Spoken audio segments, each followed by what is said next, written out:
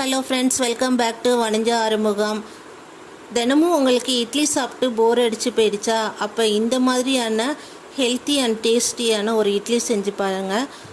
உங்களுக்கு ரொம்ப ரொம்ப பிடிக்கும். வாங்க வீடியோவில் போடலாம். இப்போ நம்ம ஒரு டம்ளர் பச்சரிசி எடுத்துக்கலாம். நம்ம நார்மலான பச்சரிசி தான், ரேஷனில் வாங்குகிற பச்சரிசி கூட நீங்கள் யூஸ் பண்ணிக்கலாம். இதை நல்லா டஸ்ட்டெல்லாம் இல்லாமல் க்ளீன் பண்ணி மிக்சியில் போட்டு உடச்சி எடுத்துக்கலாம். பக்குவத்தில் உடச்சி எடுத்து வச்சுக்கிட்டிங்கன்னா உங்களுக்கு தண்ணியில் வேக வைக்கும்போது ஈஸியாக இருக்கும். இது ரவா மாதிரி இருக்கணும் பார்க்குறதுக்கு. ஒரு டம்ளர் அரிசிக்கு அரை மூடி தேங்காய் எடுத்திருக்கேன்.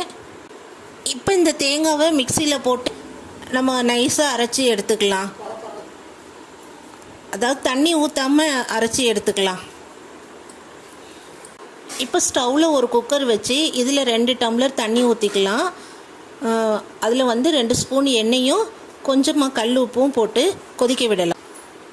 இப்போ குக்கரில் 2 ஸ்பூன் எண்ணெய் ஊற்றணும். நான் ஸ்பூனில் இல்லாமல் நான் அப்படியே பாட்டிலேருந்து டைரெக்டாக ஊற்றிடுறேன். இது கரெக்டாக 2 ஸ்பூன் இருக்கும். அதுக்கப்புறமா நமக்கு தேவையான அளவு கல் உப்பு கொஞ்சம் இது போட்டதுக்கப்புறம் நம்ம தண்ணி நல்லா கொதிக்கிறதுக்காண்டி குக்கரை மூடி போட்டு ஒரு 5 மினிட்ஸ் அப்படியே விட்டுடலாம். தண்ணி கொதிச்சதுக்கப்புறம் பார்க்கலாம். இப்போ நம்ம அரிசி உடச்சி வச்சுருக்கோம்ல, இந்த இதில் தேங்காய் அரைச்சி வச்சுருக்கத சேர்த்து நம்ம மிக்ஸ் பண்ணிக்கலாம். ட்ரையாக தான் இருக்குது. இப்போ அரைச்சி வச்ச தேங்காய் அதில் கலந்து வச்சிட்டோம்னா நம்ம தண்ணி கொதிக்கும்போது அதில் மிக்ஸ் பண்ணுறதுக்கு ஈஸியாக இருக்கும். அதனால இப்படி ஒரு கரண்டியை வச்சு நல்லா கலந்துக்கோங்க.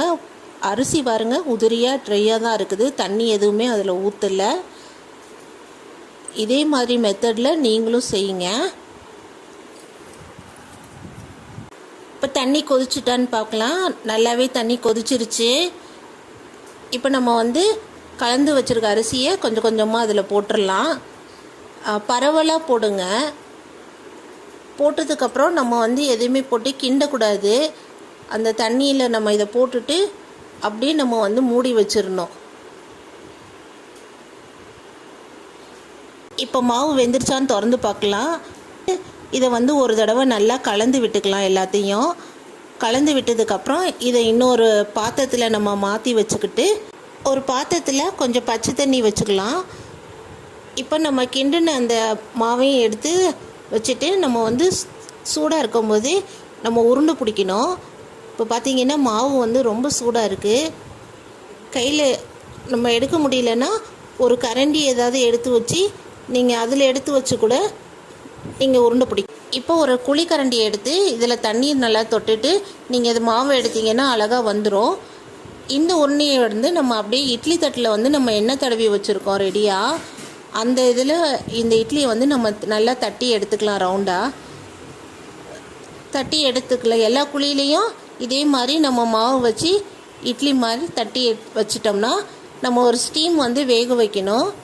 5 நிமிஷம் இதை இட்லி வேக வச்சுட்டு எடுத்துட்டிங்கன்னா இட்லி பார்க்கறதுக்கும் இல்லை, சாப்பிட்றதுக்குமே ரொம்ப டேஸ்ட்டாக இதாக இருக்கும். உளுந்து போடாமல் வெறும் பச்சரிசி தேங்காய் வச்சு இந்த மாதிரி ஹெல்த்தியான ஒரு இட்லி நம்ம ரெடி பண்ணியிருக்கோம்.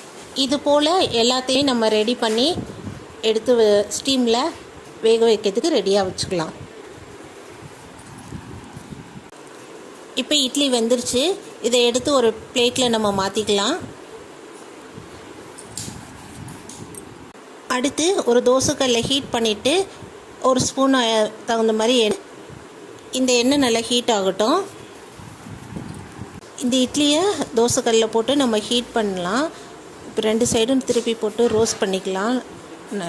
எத்தனை இட்லி செஞ்சுக்கோமோ அது எல்லாத்தையும் ரோஸ்ட் பண்ணி எடுத்துக்கிட்டிங்கன்னா உங்களுக்கு இட்லி சூப்பராக இருக்கும். இந்த வீடியோ உங்களுக்கு பிடிச்சிருந்துச்சுன்னா லைக் பண்ணுங்கள், ஷேர் பண்ணுங்கள், கமெண்ட் பண்ணுங்கள். தேங்க்யூ ஃபார் வாட்சிங் மை சேனல்.